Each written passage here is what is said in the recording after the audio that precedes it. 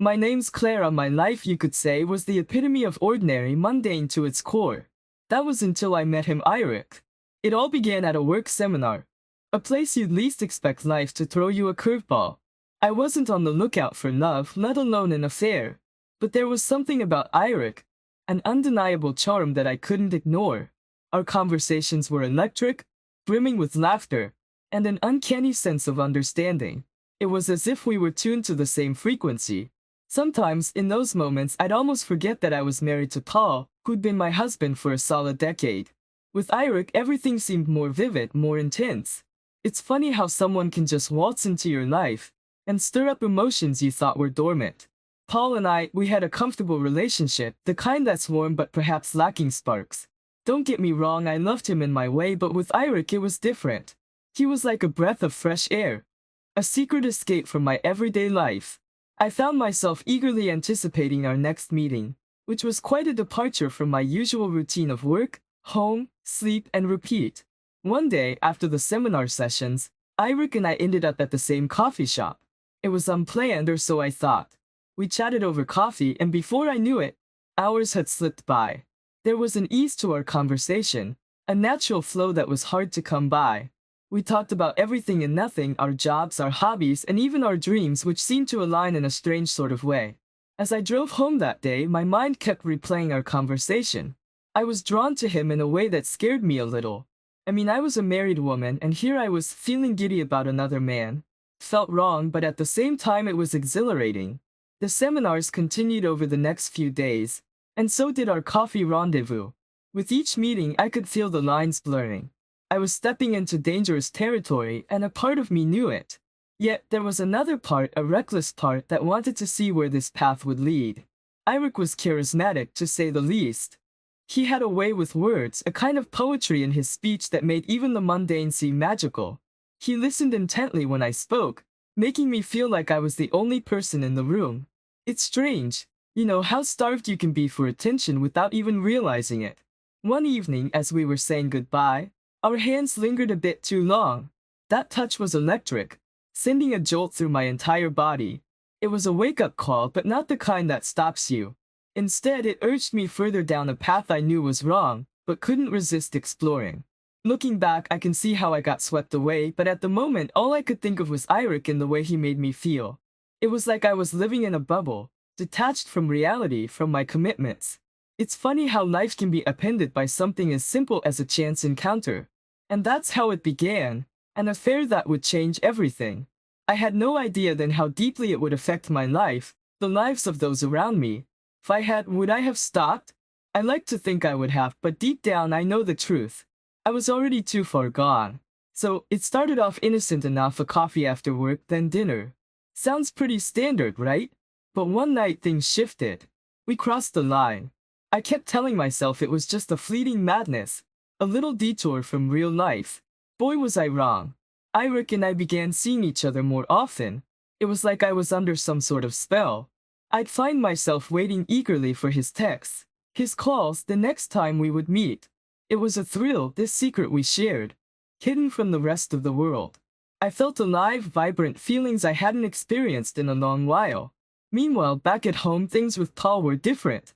He seemed distant, or maybe I was the one pulling away.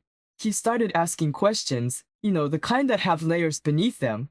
He noticed my frequent absences, my mind being somewhere else even when I was right there.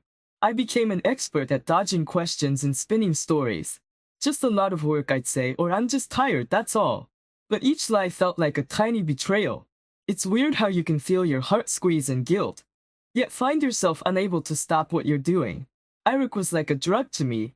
Whenever I was with him, it was like being in a different world, a world where only the two of us existed. We'd meet in these out-of-the-way places, always cautious. But that caution, that risk, it only added to the excitement. I remember this one evening, we had dinner at this cozy little restaurant tucked away in the city. It was like we were in our little bubble. The conversation flowed, the wine was perfect, and for a moment I forgot everything, my marriage, my responsibilities, all of it. The more time I spent with Eirik, the more I craved his presence. It was a heady feeling, being wanted like that, feeling that rush of anticipation. But it wasn't just physical, we connected on so many levels. We'd talk for hours about our hopes, our dreams, the things that scared us. He understood me in a way I hadn't felt understood in years. But every time I went back home to Paul, guilt washed over me. He was the same kind, loving man I'd married, and here I was sneaking around lying to him. It was a mess and deep down I knew it. But somehow I couldn't bring myself to stop. You might wonder why I didn't just end things with Paul if I was so enamored with Eirik. I've asked myself that 2 more times than I can count. I guess I was scared. Scared of hurting Paul, scared of the unknown.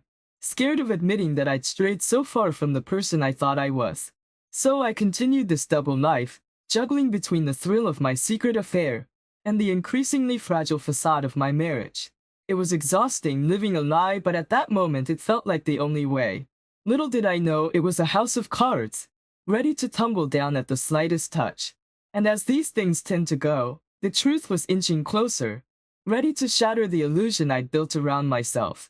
But back then, caught up in the whirlwind of my affair with Eirik, I was blind to the storm that was brewing on the horizon. As time went by, Paul started getting more and more suspicious. It was like he could sense something was off, even if he couldn't put his finger on it. He'd find excuses to check my phone or casually ask about my schedule, his eyes searching for something, anything that might confirm his doubts. The guilt was eating at me. I was constantly torn between the guilt of lying to Paul and the excitement I felt with Eirik. Every time Paul looked at me with suspicion, I felt this pang in my heart. I knew I was betraying his trust, the years we'd spent building our life together, but I couldn't bring myself to end things with Eirik. Then one day it all came to a head. Paul confronted me. It wasn't dramatic or anything, he's not that kind of guy.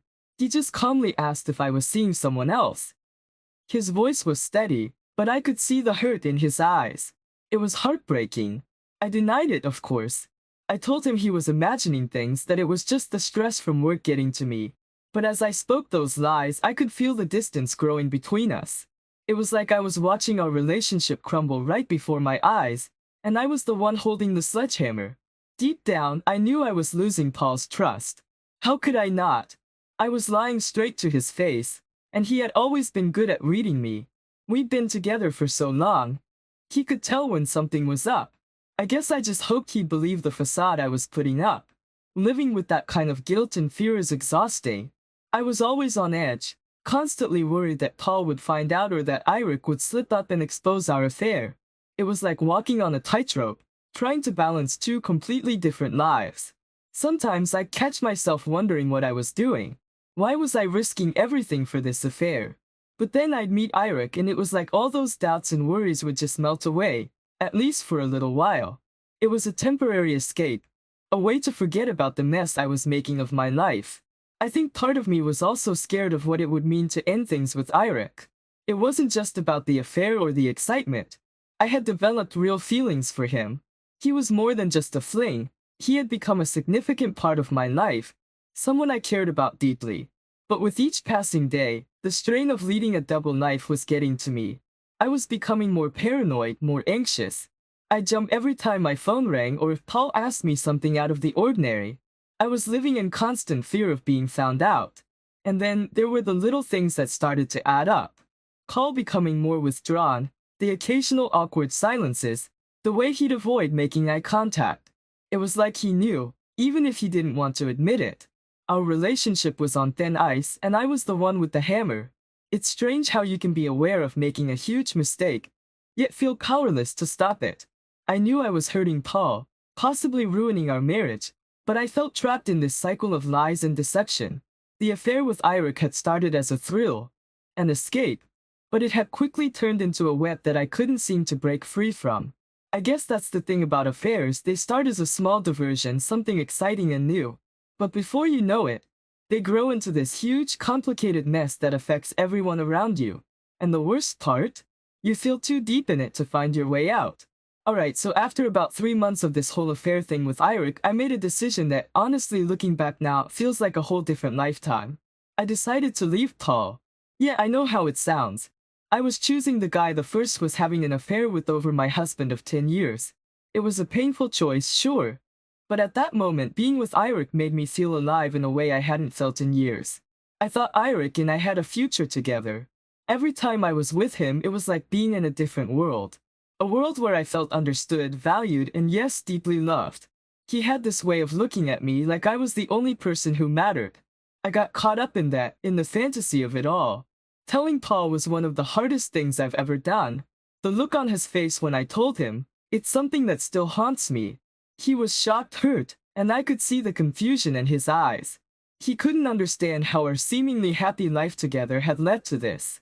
And to be honest, part of me couldn't understand it either. Paul asked if there was someone else. I couldn't lie to him anymore, not when everything was coming to an end. So I told him about Eirik. That was even harder than the initial confession.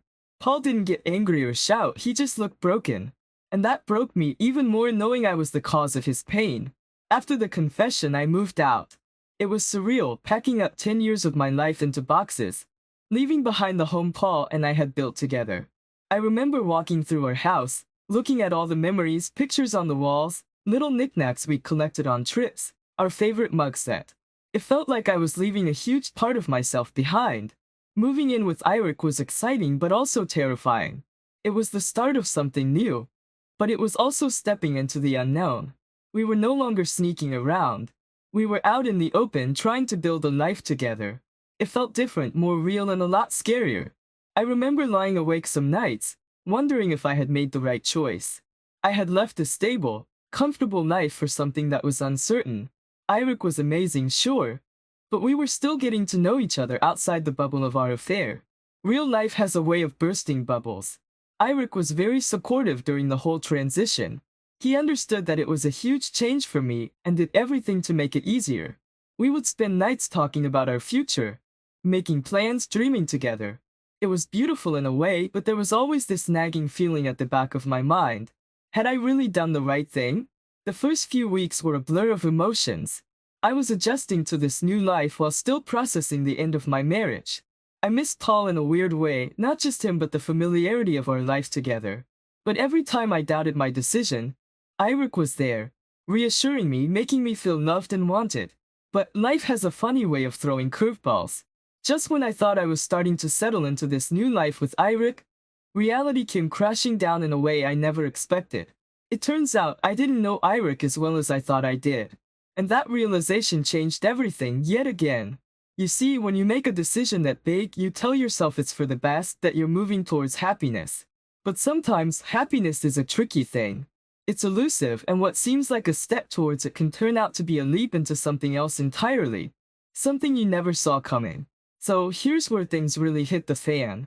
Just when I thought I was getting my life on track with Eirik, the truth came out in the most unexpected and painful way. Turns out Mr. Perfect Eirik was married. Yep, you heard that right. Married with kids, no less. His wife, who was often away for work, had no clue about us. I mean, talk about a plot twist. I was floored. How could I have been so blind? All those times we spent together, all our plans and dreams, and not once did he mention his wife and kids. It's crazy how you can think you know someone, only to find out you've been living a lie. The way I found out was pretty mundane, actually. I stumbled upon some mail addressed to him and his wife, bills, some school stuff for the kids. At first I couldn't believe it. I thought there must be some explanation, some mistake. But deep down I knew. Confronting Eirik was one of the hardest things I've ever done. When I asked him about the mail, his face just dropped. For a moment he tried to explain, to spin some story, but I could see the truth in his eyes. He was caught and he knew it. The worst part? When Eirik realized the jig was up, he panicked. Like full-on deer in headlights panicked. And then just like that he disappeared. No goodbye, no explanation, nothing. Just left me there alone, feeling like a complete fool. I was devastated, not just because he lied to me, but because I'd left my husband for this man. I turned my entire life upside down for someone who wasn't even who he said he was. The guilt, the anger, the sheer embarrassment of it all, it was overwhelming. After Eirik left, I was in a daze. I kept going over everything in my mind, trying to figure out where I went wrong, how I missed the signs. But there were no clear answers, just a lot of questions and a heart full of regret. The loneliness hit me like a ton of bricks. There I was, in this apartment that suddenly felt way too big, surrounded by reminders of a relationship that was built on lies. I'd wake up in the morning, half expecting to see Eirik there, But then reality would set in, and I'd remember he was gone. I felt betrayed not just by Eirik but by myself too. How had I let things get this far? How had I been so naive? I thought about Paul, about our life together, and it just made me feel worse. I had thrown away something real for a fantasy. And then there was the shame. God, the shame was unbearable. I felt like everyone could see right through me. Like they all knew what I had done and were judging me for it. I couldn't face my friends, my family. I felt like I had let everyone down, especially Paul. The days after Eirik left were some of the darkest I've ever experienced. I was stuck in this loop of self-loathing and regret. I kept replaying everything in my head: my marriage with Paul, my affair with Eirik, the lies, the secrecy. It was like watching a movie of my life and realizing the plot made no sense. I realized how much I had lost, not just my relationship with Paul, but a part of myself too. I had been so wrapped up in the excitement of the affair that I hadn't stopped to think about the consequences, about who I was becoming in the process. In the end, the revelation about Eirik was a harsh wake-up call. It forced me to take a hard look at myself, at the choices I had made, and the person I had become. It was a painful process, but it was also necessary. I needed to confront the truth, no matter how ugly it was. So there I was, dumped by Eirik and separated from Paul, the guy who had loved me through thick and thin. My friends, well, let's just say they weren't exactly throwing me a pity party. And my family, disappointed doesn't even begin to cover it. I had tossed away everything for a guy who, it turns out, wasn't worth a dime. The aftermath of my decisions hit me like a ton of bricks. It's one thing to mess up your life in private, but another to have everyone know about it. The judging looks, the whispered conversations when I walked into a room. It was like I was living in a bad soap opera. Every time I bumped into someone I knew, I could see the judgment in their eyes.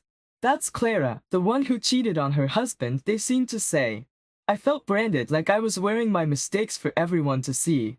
I wanted to shout at them, tell them there was more to the story, but what was the point? In their eyes, I was the villain of my own story. My friends, the ones I thought would stick by me through anything, began to distance themselves. Coffee dates got cancelled, calls went unreturned. I guess it's true what they say about knowing who your real friends are when stuff hits the fan. And then there was my family. They were big on the whole family values thing, so you can imagine how well they took the news. My parents were heartbroken. They loved Paul like a son.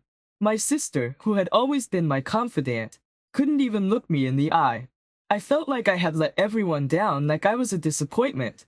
I tried reaching out to Paul, not to get back together, but to apologize, to try to explain.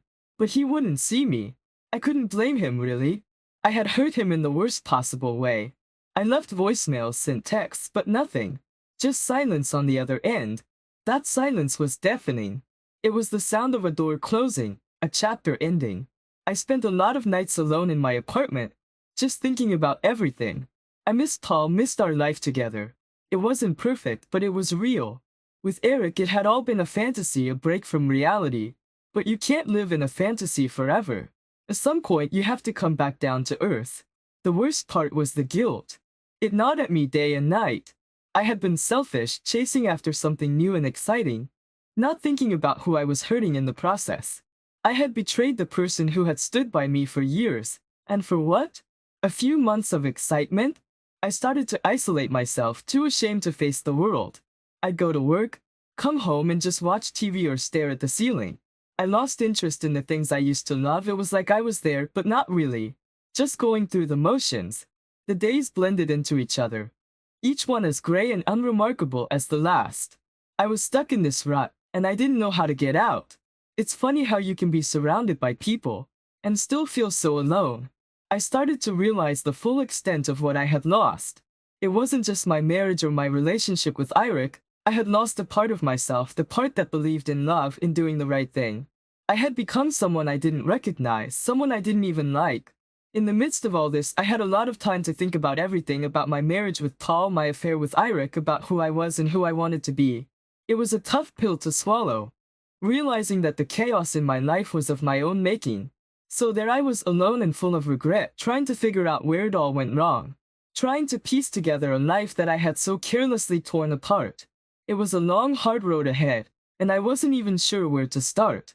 But I knew I had to try to make amends somehow, even if it was just with myself.